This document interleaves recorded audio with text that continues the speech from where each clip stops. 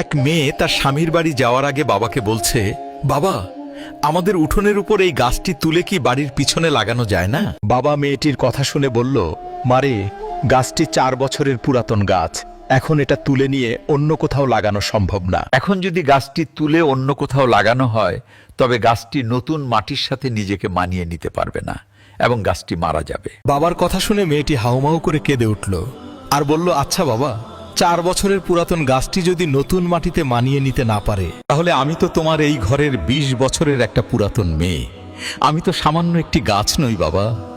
তাহলে তুমিই বলো, আমি কিভাবে অন্য একটি নতুন বাড়িতে গিয়ে নিজেকে সম্পূর্ণ মানিয়ে নিব আর কিভাবে নিজেকে সম্পূর্ণ বাঁচিয়ে রাখবো বাবা?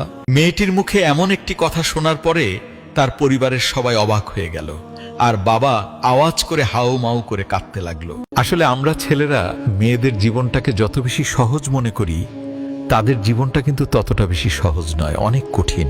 তাই আমি এই পৃথিবীর সমস্ত ছেলেদেরকে বলবো, আপনারা দয়া করে মেয়েদেরকে মন থেকে সম্মান করতে শিখুন এবং তাদেরকে ভালোবাসুন।